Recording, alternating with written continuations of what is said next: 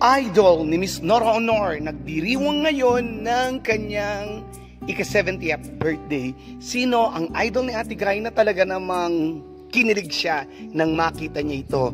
At syempre, talaga namang nasabi ko na mga nagmamahal kay Ate Guy ay napakahusay, napakagagaling, no? Katulad ngayon, panibago na naman po mga awardee ang nilabas ng mga pangalan kung sino-sino sila at pawang nagmamahal kay Ate Guy, suportado sa Ate Guy.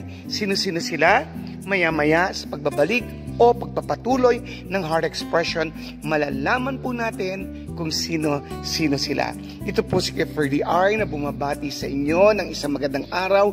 Kumusta? Nawa po ay nasa mabuti tayong kalagayan at patuloy na nandyan ang pag-iingat ng ating Panginoong Diyos.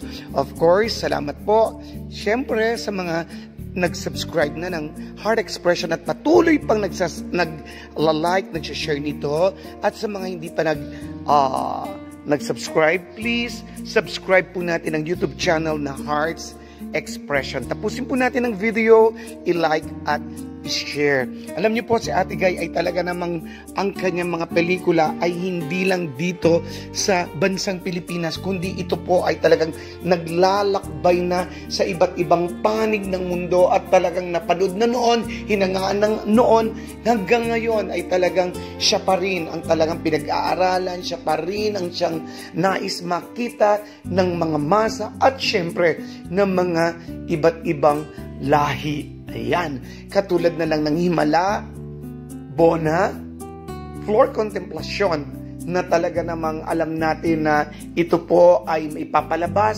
sa iba't ibang panig ng bansa. Siyempre, binabandera ang husay ng mga pelikulang Pilipino at tampok si Miss Nora Honor. Kaya, clap tayo dyan dahil talaga namang kabilib-bilib ang isang Miss Nora Honor. Nandiyan pa nga po ang mananambal na ito po ay papalabas sa May at talaga namang kasali siya sa International Film Festival. Ang galing ni Miss Nora Honor, hindi po ba, no? Talagang sabi nga hindi matatawaran, hindi mapapantayan ang galing at husay ni Miss Nora Honor. Alam niyo po, ngayon po ay nagdiriwang ng kaarawan ang napakagaling na superstar, action star ng, syempre, ng buong mundo. Ang tinutukoy ko po ay si Mr. Jackie Chan. Talaga namang napakagaling at talagang magaling din po, no? Nagpapatawa habang nakikipagsuntukan at talagang magaling din sa drama, no? Talagang versatile at hindi tayo magtataka bakit siya paborito ni Ate Guy. Sabi nga, idol, at talagang kinilig pa si Ate Guy naman. At ito naman si Mr. Jackie Chan, nakita natin na nakayuko pa na talagang kinakamayan si Ate Guy at kinocongratulate. Meron ba silang ganyan? Si Ate Guy lang ang meron yan. No? Siyempre, hayaan niyo po na paminsan-minsan magyabang tayo, pero hindi naman po lalaki ang ulo, kundi proud tayo sa darating ng ating hinahangaang superstar na si Miss Nora Honor. So kay Mr. Jackie Chan, sana mapanood niyo ito, no? Happy birthday po. Happy 70th birthday sa iyo. Magkasigidad lang po pala kayo ni Ate Guy at matanda si Ate Guy ng medyo buwan lang kasi sa 71 si Ate Guy sa May 21. Ayan, so Mr. Jackie Chan, congratulations and mabuhay.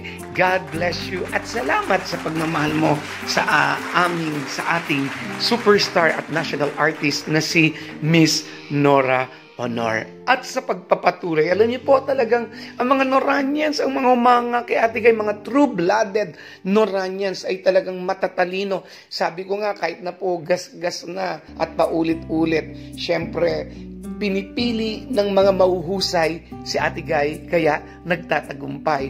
Gaya na lang ngayon, alam niyo po ba na si Senador Robin Padilla ay isang true-blooded Noranian?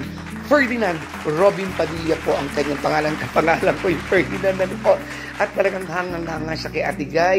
At siya po ay naging senador number 1. At syempre nakipaglaban kay Ate Guy para sa national artist. Talagang pinaglaban niya sa Ate Guy. Siya yung nagsabi ng walang ka-ere-ere sa Ate Guy, hindi importante ang pera sa kanya, at siya rin nagsabi, dun sa tuktok walang ibang nakarating kung hindi ang nag-iisang Miss Nora Honor.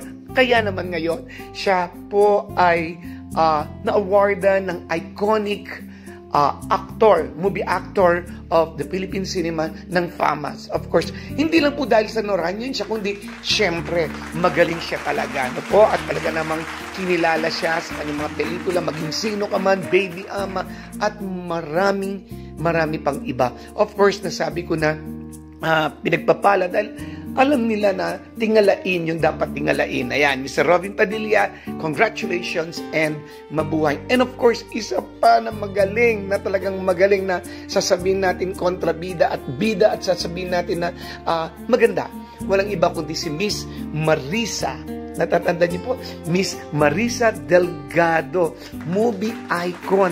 No po, natatandaan ko po yung ano bang pelikulang napanood ko noon na kasama po si Kuya Pete, yung Sana Mahalin Mo Ako. Nandun po siya at ayun po natatandaan ko, bagamat alam ko marami na sila pinagsamahan, talaga namang si Miss Marisa Delgado, movie icon, movie actress of the Philippine cinema. Wow, ang galing, no? At talagang nandun nga siya ng birthday ni Ate Guy, si Miss Marisa Delgado. At naku, talagang suportado niya si Miss Nora Honor. At sino pa ang susunod? Of course, ang magaling, ang veterano na talagang ito po ay nakasama ni Ate Guy sa ang pelikula? Sa pelikulang Anak ng Atchay, no? Ang gwapo, lalo na nung kabataan niya, ang magaling na aktor at talagang isa sa pinaka-importante leading man noon na nagmamahal kay Ate Guy. At siyempre, talagang minsan nakita ko po ito sa San Fernando ang simple-simple niya, namimili po siya ng talangka at simple lang po. At nung nakita ko siya, talagang nakangiti siya. Po? Ang tinutukoy ko po, ang iconic movie actor of the Philippine cinema, walang iba kundi si Mr. Dante Rivero. Ay, isa po sa paborito ko na magaling na aktor at talaga namang nakita ko po na mahal niya si Ate Guy. Ate Guy, ang dami nagmamahal sa iyo, no? Napansin ko lang lahat yata ng mga awardee ay mga Noranyan halos, no po? At talagang nagpapatuloy lang talaga na nagmana kay Ate Guy. Ate Guy, we love you so much. God bless you sa mga project mo. At nawa, marami ka pang marating. At congratulations dahil naglalakbay ang mga pelikula mo na pinag-usapan noon, pinag-usapan kahapon at pag-uusapan pa ngayon at sa mga darating pang panahon. Ito po si Kiefer DR na nagsasabing, as long as there's love, we will stand, and to God be the glory. Mabuhay at maraming salamat po. Please like, subscribe, hit the bell button, Hearts Expression. Go, go, go!